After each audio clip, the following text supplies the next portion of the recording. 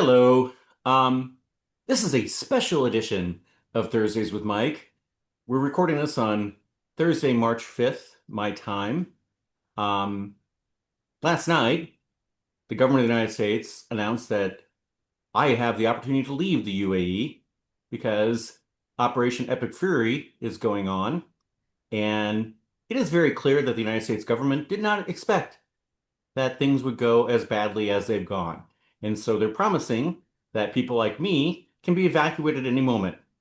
I get home, I get this news while I'm out of when I'm at a bar, to be clear, and I get this news and I'm like, I want to get home so I can research what it will take. I get home and I find out that there's no news. It's wait until we'll get you news when we have news. Thank you, Caroline Levitt. Thank you. Also, I want to say thank you to RFK Jr. because one of the biggest menaces facing America today is, well, it's caffeine. And so if you like caffeine, RFK Jr. cares about you and wants to regulate caffeine more than the American government cares about taking care of its citizens living abroad. That's the end of my rant. I asked Mike not to even comment on this because this is the world I'm living in right now. And I asked him to continue. I wanted to do this, do what we're doing today because I need this. I need this. So, with that, our topic today is I want to know more about Coach Mike's childhood. Well, my childhood dates from, wow, I never think about that. From the 50s, the 1950s, What year were you born? 47. Okay, go.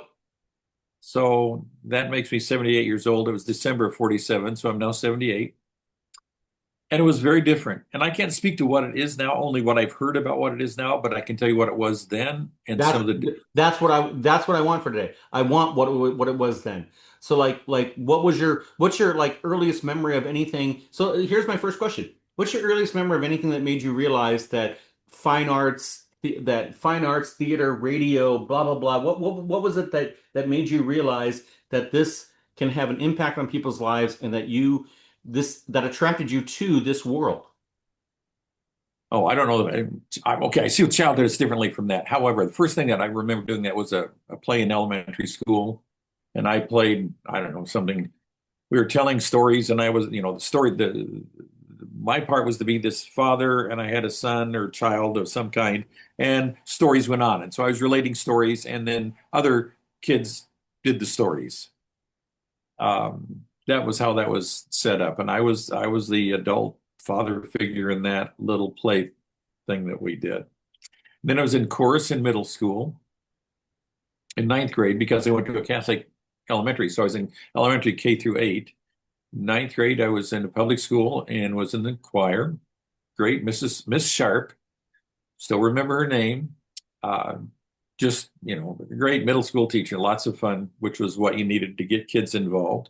And then got involved in theater in high school, and that's where I decided that I wanted to do this. Elaine Smart was, well, not, Mullins was my first high school theater director when I was a sophomore. My junior and senior year, it was Elaine Smart, terrific gal. And she just made me love it and want to do it. That's how I got into that. If you want to know about childhood, No, yeah, we are. So for the purpose of today, we're probably not even going to get to high school. Let me just be clear. You've not even established where you were born. So hmm, I know so to be clear to the audience watching this, I know nothing. There was no pre-interview or anything on this. This is you hearing what I don't know what you don't know. So you were born in 1947. Where? in Ottumwa, Iowa. Okay. Ottumwa, Ottumwa, Ottumwa, Iowa. I did know that. Home of Okay. Radar O'Reilly, Yeah, right? yeah. Home of Radar. As you said it, some it fired. Neurons fired. Keep going. Southeastern corner of the state. Actually, at one time, Ottumwa was the home of a naval air station. Just needless facts. There was a naval air station about, I don't know, 15 miles out of town. Had an air base there. It was a naval air base. Lieutenant Richard Nixon was stationed there. His wife, Pat, this is some local lore. His wife, Pat, worked at First National Bank in downtown Ottumwa. Um, so we have ties to that as well. And if you look at Ottumwa High School, it's a gorgeous building that sits up high Yes, on a hill that yes. looks over the We did city. a You speech probably contest there. Yes, I speech remember. Yeah, contest. yeah, yeah. Gorgeous old building. They don't build them that way anymore, for a lot of good reasons, I guess. And some they don't want to put the money into that kind of design. Um, Middle class, the moneyed side of town was the north side because the Des Moines River went through town. So the north side was considered the moneyed side. I was from the south side, the working side of town. My dad was a painting contractor, so he did painting and decorating, so forth, and pretty normal life, I guess, at that time. Kids were very free. They talk about, I don't know, the kind of parenting where your kids have freedom to kind of move and go and do. Well, it's nothing like we had. A big thing was to get your bicycle. Yep. So you need to go to the pool. I don't know, the pool was by bike, maybe a 15-minute ride away. What would that make it? 2 miles, 3 miles away? Go to the And let me pool, guess, and get let me yourself. guess, let me guess.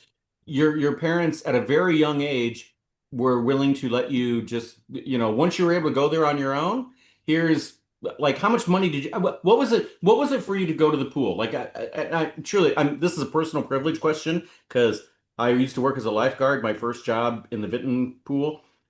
So describe going to the pool. I want to hear that. Well, you'd ride up, park your bike outside, probably cost a quarter to get in, pay at the desk, go to the men's locker room side, get a basket, go into the shower room. There were benches in there and showers, and put your swimsuit on or take your clothes off because you probably had your swimsuit on to start with. Put your clothes in the basket, take the pin off the basket, which had a number on it, pin that to your swimsuit, drop the basket off on the exit side, and go get in the pool. Okay, that was the same in the 80s. And Okay, there what was, you just a described, shallow what end you and described kind was exactly the of same as ended the in. 80s in Vinton. And I have to say, as a lifeguard, we didn't appreciate the parents who did this on a regular basis because our attitude was, you're making us your child's babysitter. We lifeguards were like, we are we became the de facto babysitter for dozens of children across the city of Vinton. So. Yeah. I'm sure it was the same there, but probably when I was a kid, when they blew the whistle and told you not to do something, you probably stopped. Yeah. You didn't push it. Remember, that kind of goes back to the conversation we had about shame and about behaviors that we probably stopped. Or if you didn't, they would pull you out of the water, which I'm sure is what they do yet today. But it was, I don't know, it wasn't a big deal. You No, did that. it really Get wasn't. freedom. It really wasn't. And to be clear to anybody watching this, I have no anger issues with the parents who made us the de facto babysitters because pools are fun. My anger issue is the fact that there's no job on the face of the earth that the image of the job is so different than the actual reality of the job. Lifeguarding has this wonderful image that, oh wow, to be a lifeguard is awesome. And for the record, it sucks. Because all you get to do is sit there and watch other people have fun. And you're baking outside in the heat. You work 45 minutes with only 15 minutes off, but so in terms of work, it's not work. Let's be clear. It's an easy job, but it's truly because I had a job interview last night, whatever, in which anyhow, I tied this into my job interview, but I was like, uh, the worst job and best job I ever had involved a pool. The worst job I ever had was a lifeguard, and the best job I ever had, to this day, I don't think anything will ever beat it, is as a swim teacher. Because getting a child to be able to float, that is everything. So, and for the record, I Don't think just about got the kids. 10-minute warning, so we are literally on the clock. That's why go. Yeah, and mine just said 8 because I was set at 18 minutes so that we had a Yep, 2-minute we're warning. good. We're Uh, good. Keep going. but while that may have been a very boring job, you did not want excitement in that job. No, it's the same No. as I said in the interview. It's the same as my job in aviation weather. In aviation weather, it's a really boring job. When it's exciting, you something's gone very wrong. So Something's wrong. yeah. But as a child, the freedom. So what do we do? Childhood memories. Getting together with kids playing baseball between somebody's house. Going up. We had kind of a long block. There were maybe two or three other kids that were my age. So some of us get together and play baseball sometimes between a couple houses. Um, Play cops and robbers, I don't know, cowboys and Indians, play soldier, whatever, and do that and be creeping around the houses and shooting. And I got you, bang, bang, you're dead. I got you. No, you didn't. Yes, I did. Kinds of things. We used to get together, and I can't tell you how old I was, not middle school yet. We get to, and this was not a case of uh, having a play date. It was just going out and meeting your friends and playing, getting together. You waited till somebody called their kids home to come to supper. There was you'd hear your mom or dad call your name or whistle, and you'd go home because it was time to go home. We'd get together and play Monopoly, play cards, play pinochle, and one kid had a screened-in porch. We'd get together at well, who's that? Was that Butch? I think his name was. I didn't go to high school with him. We kind of drifted apart. I don't know how, at some point. But we'd get together, and there was no sense of having to have a play date or walking you there or seeing you to somebody's house, delivering you in a car. You just walked there, right? How did I get to school? Walk, and yeah, that was, and I should look up sometime how far that was. It was a fur piece. It was a walk, maybe 20, 30 minutes walk. You did it, right? You didn't worry about that. That all changed probably with Johnny Gosh, if you remember that Yeah, of course, story. of course, of course. The the Des Moines Register newspaper carrier Yep, that disappeared. yep. And that's when things He's started to exactly my change. age. Johnny Gosh is exactly my age. So yes. Uh, Okay. And and until then, There was an you just innocence. That was an you innocence just lost. That was yeah. for everyone in the state of Iowa, that was an innocence lost. And there was also one other. There was Johnny and there was anyhow, there were two in a very short order time. Another one out of anyhow, there were two in Iowa and that's where truly my parents who as child number five, no offense to my parents, I was the expendable kid. It's like whatever happens, we don't care. It's okay. Um, but even they were like, oh, should we be more worried? I mean, they literally were asking me. I'm like, I'm okay. You don't need to worry about me. It's okay. So yeah, Well, you were on a farm, right? yeah, much Yeah, easier. And much and and easier. like and so my excursions were like going to Westdale Mall while mom took cooking classes. I mean, so I was not even walking the streets of Newhall. I mean, so so Yes. For many streets in Newhall to walk, mhm. and you had a park. But we could go to the park. You'd ride your bike. You'd ride your bike to see friends. Uh, I'll tell you how long ago it was. We think about going to the grocery store. It means going to Walmart. For people when we were in Cincinnati, going to Kroger or whatever. From my house, I can remember four grocery stores within walking distance. Mhm. They were just small neighborhood grocery stores. There was one that closed probably Oh, relatively soon after I'm old enough to remember. At the north, at one end of our block, there was another small one at the other end of our block. There was one about 2 blocks away to the south, and there was one about 2 blocks away, 3 blocks away to the north. And they were neighborhood grocery stores because that's what you did. And then when the larger stores started to come in, well, at that time it was the IGA or United or whatever name they were, they really killed that small neighborhood grocery store. The guy at one of our block was a butcher too. So I had a nice meat case. And the one south of our house had a butcher case too. I guess Cliff's did too. Um, Very different all in the time. name of progress. All in the name of progress. And that's why they're concerned about Walmart, right? They've driven out tons of local businesses. Uh, do I go to Walmart? Look, Well, look. I mean, it's convenient. I know exactly what the neighborhood you're describing is the neighborhood I'm currently living in the sense that I have easy walking distance for 24-hour a day. They're called bacalas, 7-Elevens, basically. I have four of those mini things, easy walking distance from me. I also Mhm. have three decent sized stores that you could buy pretty much anything you could ever want in those three larger size stores. I actually don't understand the economics of how they stay open because reasonably they shouldn't be. Like I can't my background in economics and supply chain, they should not exist. And I think if you just give it more time, they won't exist because I can't justify it. I don't know how it happens. I don't know because the UAE for what it's worth is 5 to 10 years behind the US on most things. Ahead of the US when it came to COVID and whatever. Anyhow, let that go. See, let that go. This is about Mike today. Okay, so So we ugh, had a sense in Newhall because you remember Mike's Grocery in Newhall. right, yep, yep, Mike and Jean Barry, great, great, great, great people, wonderful people.